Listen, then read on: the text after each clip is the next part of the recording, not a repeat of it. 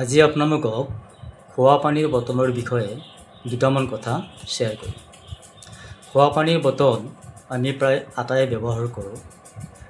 সাফৰ অনুযায়ী বটলৰ কেপ যিটো থাকে, সাফৰ যিটো থাকে, সেই সাফৰ অনুযায়ী কোনটো বটলত কেনেকুৱা পানী আছে, পানীৰ গুণাগুণ কেনেকুৱা, আমি সাফৰটো চাই নিৰ্ণয় কৰিব পাৰোঁ, নিৰূপণ কৰিব পাৰোঁ।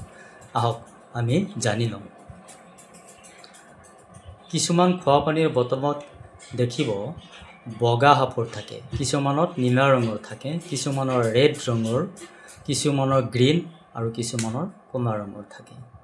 এতিয়া কোনটো সাফৰ চাই পেলাই আমি কেনেকৈ নিৰূপণ কৰিম যে কোনটো বটলত কেনেকুৱা পানী আছে, কোনটো আমাৰ খোৱাৰ বাবে আটাইতকৈ বেছি উপযোগী। চাওক, প্ৰথমতে এই বটলটোৰ সাফৰটো চাওক, সাফৰটো বগা হৈছে।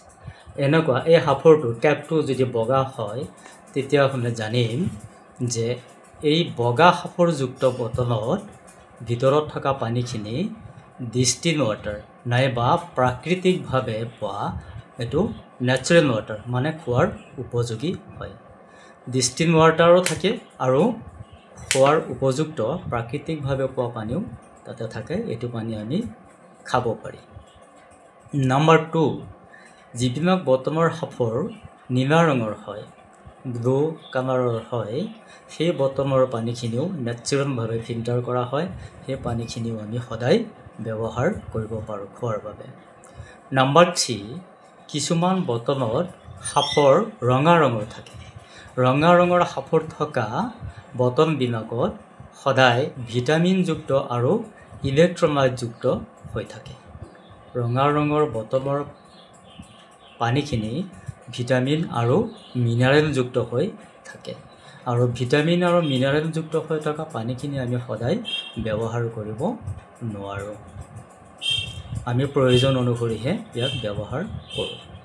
নাম্বাৰ 4, কিছুমান বটলৰ সাফৰ গ্ৰীণ কালাৰৰ দেখা পাব, সেউজীয়া।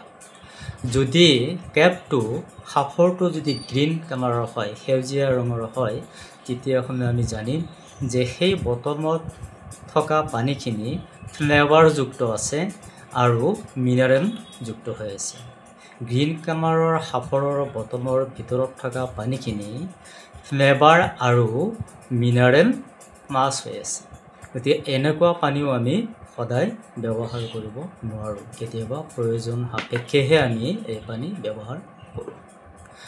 নাম্বাৰ 5, কিছুমান বটলৰ সাফৰ কমলা ৰঙৰ থাকে, ব্লেক কালাৰৰ থাকে।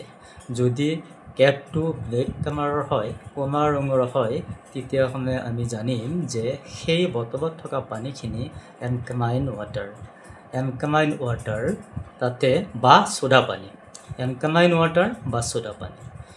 আৰু এই পানী আমি খোৱাৰ বাবে সদায় ব্যৱহাৰ কৰিব নোৱাৰোঁ। গতিকে আমি নীলা ৰঙৰ সাফৰ থকা আৰু বগা ৰঙৰ সাফৰ থকা বটলৰ পানীহে সদায়েই খোৱাৰ বাবে ব্যৱহাৰ কৰাটো উচিত। বাকী তিনিটা আমি সদায় ব্যৱহাৰ নকৰোঁ, প্ৰয়োজন সাপেক্ষেহে ব্যৱহাৰ কৰোঁ। তাৰোপৰিও খোৱা পানীৰ বটলৰ গাত এটা তাৰিখ লিখা থাকে। সেই তাৰিখৰ পিছত বটলৰ পানীখিনি আমি ব্যৱহাৰ কৰা উচিত নহয়, কৰিব নালাগে। মানে নিৰ্দিষ্ট তাৰিখৰ পিছত বটলৰ পানীখিনি খোৱাৰ বাবে উপযোগী হৈ নাথাকে। আপোনালোকক যদি আমাৰ এই চেনেলৰ কথাখিনি যদি ভাল লাগে তেতিয়াহ'লে চেনেলটো ছাবস্ক্ৰাইব কৰি ল'ব। নিত্য দৈনন্দিন ব্যৱহাৰ হোৱা কিছুমান কাৰ্যকৰী টিপছ আমি এই চেনেলত আপোনালোকক শ্বেয়াৰ কৰিম। নমস্কাৰ।